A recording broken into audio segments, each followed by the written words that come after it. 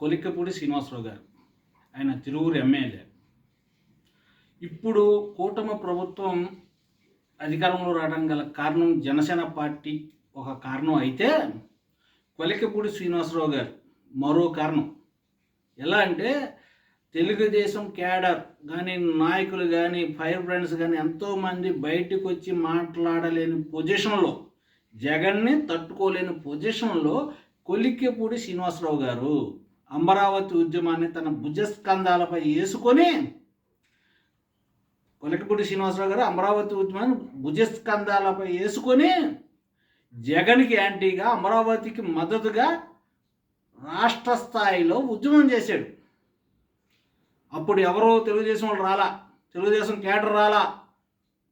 ఆయన ఒక్కడే పార్టీలకు అతీతంగా జగన్ గవర్నమెంట్కి వ్యతిరేకంగా అమరావతి ఉద్యమాన్ని తీసుకొని ఉద్యమించాడు. ఆ ఉద్యమం ఫలితమే తెలుగుదేశం క్యాడర్ బయటకు వచ్చి అమరావతిని సపోర్ట్ చేసుకుంటా పబ్లిక్లోకి వెళ్ళే అవకాశం వచ్చింది. అమరావతి ఉద్యమం వల్ల తెలుగుదేశం పబ్లిక్లోకి వచ్చింది.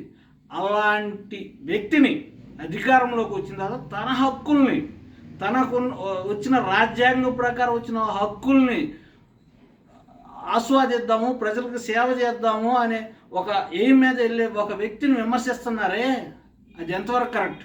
తన హక్కులను తను అనుభవించడం తప్ప? ఒక ఎమ్మెల్యే నిక్కచ్చిగా ఉండే ఒక ఎమ్మెల్యే పబ్లిక్ ఏ రకంగా సర్వీస్ చేయొచ్చు అనేది జనాలకు చూపిద్దామని ముందుకు వెళ్తున్నాడు. అలాంటి వ్యక్తిని తెలుగుదేశం విమర్శిస్తుంది, తెలుగుదేశం కేడర్ విమర్శిస్తుంది. అది ఎంతవరకు కరెక్ట్?